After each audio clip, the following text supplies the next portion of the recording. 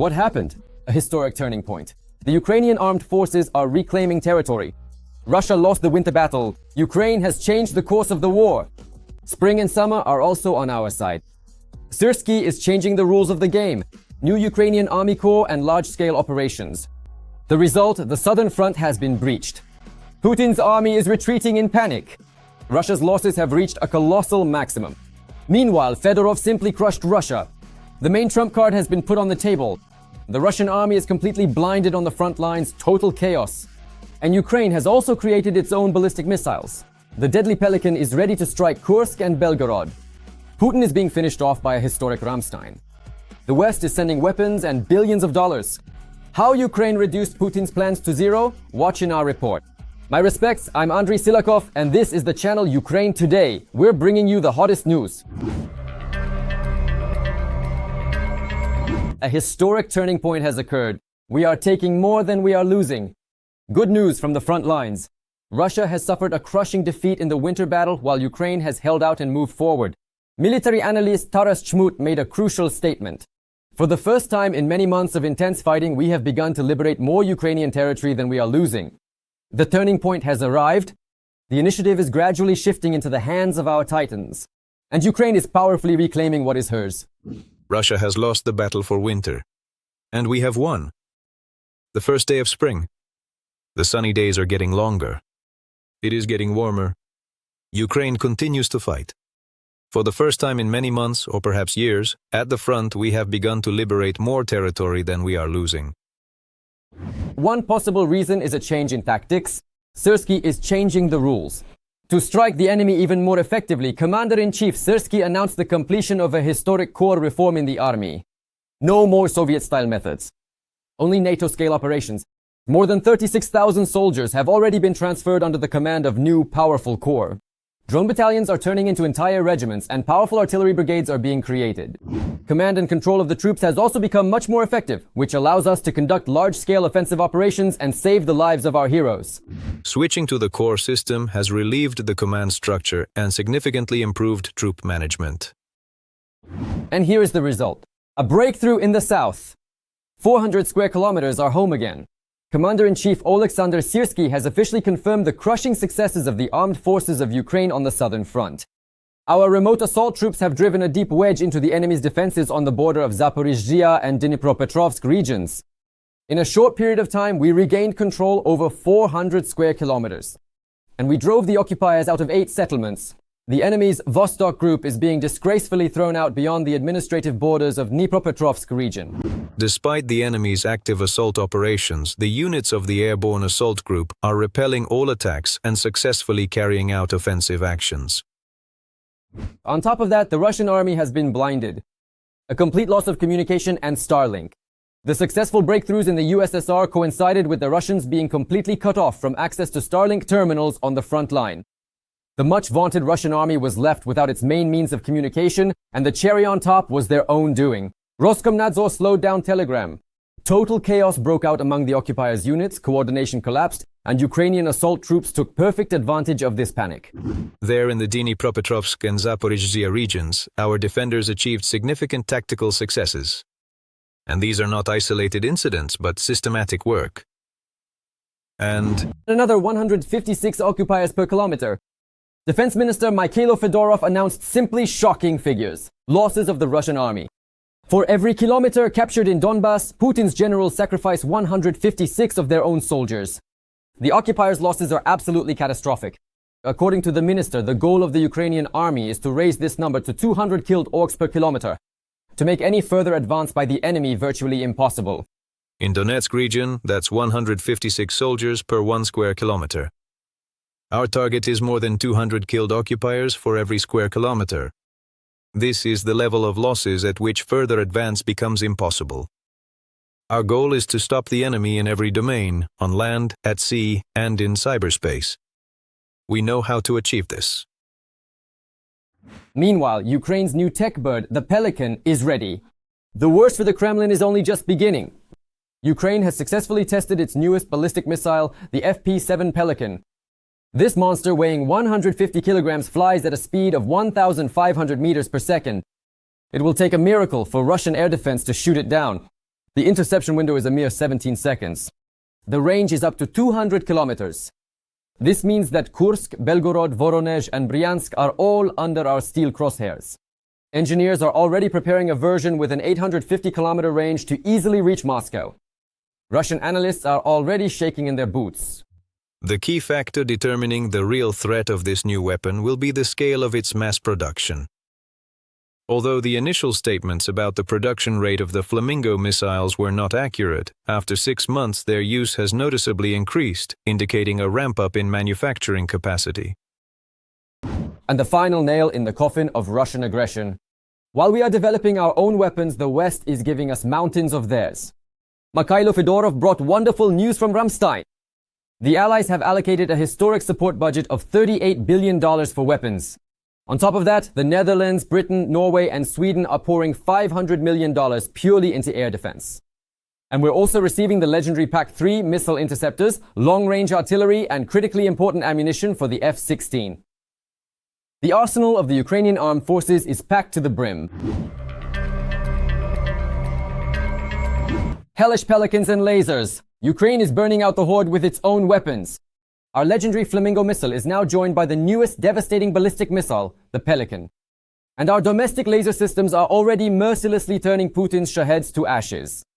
How is this legendary breakthrough of the Ukrainian defense industry striking primal terror into the Kremlin? And right now, changing the entire course of the war. Watch in the report. Ukrainian missiles are striking at the pride of Russia, factories where Iskanders and Oreshniks are produced, as well as enterprises without which the Russian defense industry cannot function.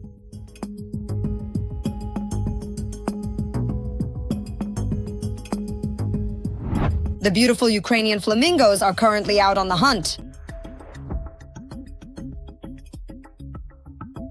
Just in the past few weeks, it has become clear that it exists, and now Russians really do need to fear for their defense industry plants and their chemical industry. Literally, for every target located within a radius of a total impressive distance of 2,000 kilometers. But the Flamingo is a cruise missile, undoubtedly very powerful, but that was not enough. Now, however, Ukraine has the Royal Flash, something that can truly be called a breakthrough and a winning combination. A ballistic missile. Its name is FP7. And its developer, Firepoint, is the same company that produces the Flamingo. They announced the development of ballistic missiles back in September 2025, and now they've shown it in action.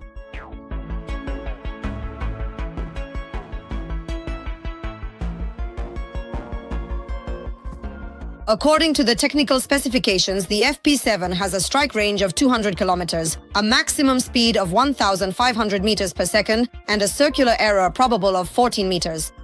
The warhead payload is... The total weight of this specific object has been measured at exactly 150 kilograms. If the FP7 goes into mass production for the front lines, it will also create huge problems. Because this means that supporting combat operations against Ukraine, at the operational tactical level, it moves to a completely different level and not in favor of the Russians. Because all logistics hubs, headquarters, any logistics, railways, all of it is constantly under threat. This means that the Russians will have to hide everything within at least a 200-kilometer radius. Although playing hide-and-seek won't help. After all, Firepoint is also working on developing the FP9 missile with a range of up to 800 kilometers, 555 kilometers. This was also announced back in September. And let's not forget about the Flamingo either. Alongside offensive weapons, Ukraine is also working on developing defensive ones. We're talking about air defense. A few weeks ago, it became known that Ukraine had created the Sunray laser system, which is used to destroy Russian drones. This weapon easily fits in the trunk of a car. It makes no sound and emits no light. Not even that familiar red beam from the movies. When just the other day, a team of Ukrainian soldiers and engineers showed me their prototype, it seemed quite easy to use. Almost too easy. Undoubtedly, it's another breakthrough, but even that is not enough. That's why official Kiev has announced additional steps to strengthen air defense. According to Ukraine's Minister of Defense, Mikhailo Fedorov, Ukraine is currently discussing the creation of joint consortia with partners to accelerate the production of anti-ballistic missiles. we are critically short of PAC-3 type missiles for air defense to protect ourselves from Russian ballistic threats. We also discussed with the president the creation of joint consortia with partners to speed up the production of anti-ballistic missiles. At the same time, Kyiv is also working on destroying the Russians' offensive capabilities. Fedorov reported the destruction of a communication system that allowed Shaheds to attack northern Ukraine from Belarus. We managed to eliminate the mesh network. This is a special type of network where each device acts as a relay for others, creating continuous coverage that was used by the Shaheds in the north. This had a positive impact on the defense capability of Kyiv and central Ukraine. Fedorov did not share the details of the operation. However, it is definitely about the elimination of a facility on the territory of Belarus. This means that most likely another psychological barrier has been crossed. Kyiv can conduct operations on Belarusian territory if the actions of Belarusians pose a threat to Ukraine. And now Lukashenko should consider whether the game is worth the candle. Meanwhile, the southern front is collapsing. The AFU are wresting hundreds of kilometers from Russia's grasp. This is the legendary counteroffensive. In the thick of it, our titans are mercilessly breaking the occupiers' backbone and rapidly reclaiming Ukrainian lands. How the defense of Putin's army is collapsing and what their catastrophic losses are. More on this in the report. Don't want to sign a peace treaty? Then sign the capitulation. While our Western partners, led by Donald Trump, only after realizing that it's impossible to deal with Putin and the Kremlin or trust in Moscow's good intentions, the armed forces of Ukraine took matters into their own hands and, with the arrival of spring, began reclaiming their own territories. Our counterattacks are taking place at the junction of three regions: Zaporizhzhia, Dnipropetrovsk, and Donetsk. And possibly in the Zaporizhzhia region as well. These counterattacks are aimed at improving the static situation and to eliminate infiltrating adversaries who have penetrated deep into our combat formations. Our defenders are confident that whatever the bunker dweller says, it's all lies. The Russian offensive will stop only in one case, when the Kremlin has neither the means nor the people left to attack. There is no reason to expect that the Russian Federation will stop only at the borders of the Luhansk and Donetsk regions. Therefore, the top priority for both Ukraine and its partners is, accordingly, to prevent such scenarios of expanding the theater of hostilities at the expense of other Ukrainian territories. Thus, the Ukrainian defense forces are conducting successful and effective local counterattacks in certain sectors of the front. This has long prevented the Russian occupiers from advancing, in particular toward the Dnipropetrovsk region. At present, it is not possible to deliver the necessary number of personnel from the Russian rear from deep inside Russia. Well, actually, let's move on to this. Let's add this. Look at the reports from the Ukrainian General Staff. And every week there are strikes on personnel on the locations of Russian army troops in the temporarily occupied territories. Obviously, this affects the quality of the troops, their condition, but now it is also being taken into account, among other things. The main goal of the Ukrainian armed forces is to drive the Russian Vostok group out of the Dnipropetrovsk region and stabilize the front in the Zaporizhzhia area. The successful actions of our defenders in these directions have already led to the liberation of several settlements and hundreds of kilometers of territory within the regions. Thus, in the Dnipropetrovsk region, only a couple of villages near its administrative border remain occupied. However, if you look at the maps, you can notice that over the past few weeks, the Ukrainian armed forces have withdrawn from a number of positions directly on the front line, turning them into so-called gray zones. And while Russian propaganda presents this as a victory for the Kremlin, it turns out that our defenders have started using a new combat tactic there. Today, the gray zone that exists in the Pokrovske-Minogradsky area is getting smaller. Today, in some locations, there is no longer a physical presence of our troops, but this is not, so to speak, any kind of sensational news, because small aviation is operating, our drones are working, which do not allow the enemy to advance more intensively according to the deadlines the Russians have set for themselves.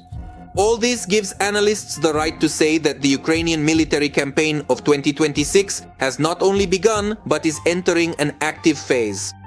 This is unclear only to the bunker dweller himself and his propagandists who constantly twist the facts. We are preparing an offensive, but we know nothing about any counteroffensive. But it seems that even the propagandists themselves no longer believe that the Russian occupiers are capable not only of advancing, but even of holding the defense. Hence the new narrative on Russian TV. Russia is advancing on all fronts. Even on the air of Mordor 1, they can't figure out who is actually planning the offensive. In my opinion, this is a symptom. A very interesting one at that. And again, we don't hear those usual things here, those exclamations about how we need to go to Kyiv or somewhere else. No, they're talking about negotiations and ending the military actions. So it turns out no matter how much the bunker dweller and his generals bluster, he won't be able to seize another piece of Ukraine. But as for losing what they've already occupied, the Kremlin could lose it much faster than it seems. No matter how much Western newspapers write that Putin is ready to fight until he dies, that might actually be true until he dies. But that could happen in the foreseeable future. There are just too many factors pointing to that. And there are also partners involved in this matter.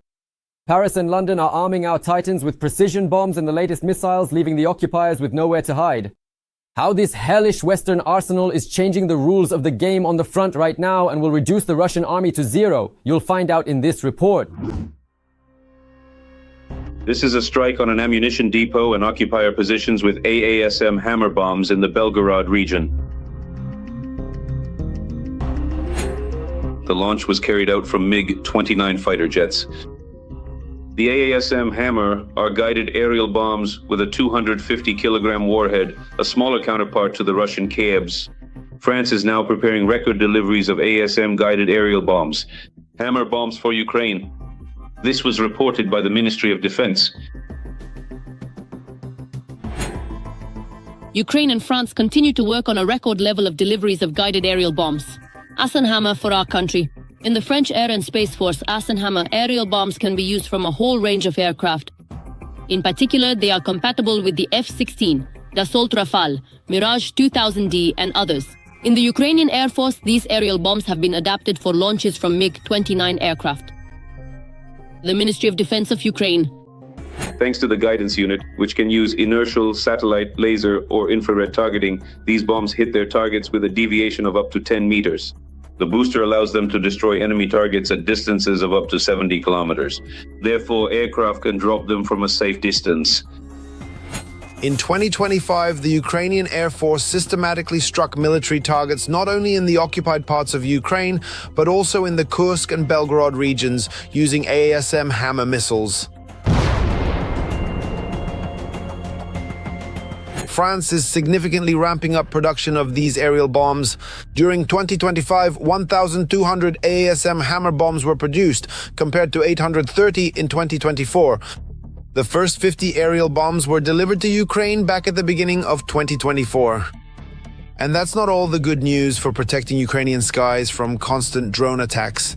The United Kingdom will supply 1,000 LMN interceptor missiles. This was announced by the British Ministry of Defense.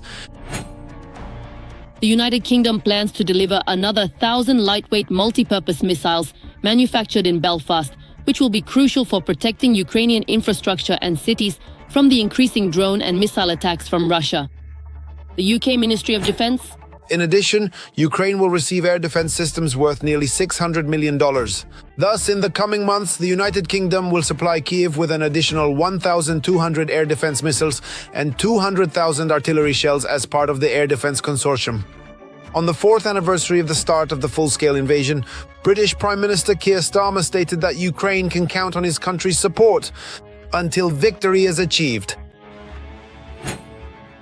On this somber anniversary, our message to the Ukrainian people is simple. The United Kingdom stands with you stronger than ever.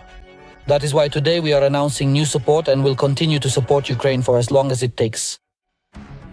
In addition to various missiles included in the new aid package, Britain is providing $27 million for energy assistance, repairs, and new facilities, as well as $7.5 million in humanitarian aid to frontline communities.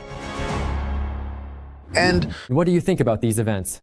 Share your opinion in the comments. Don't forget to like and share this video. Stay with us, because it only gets more interesting from here.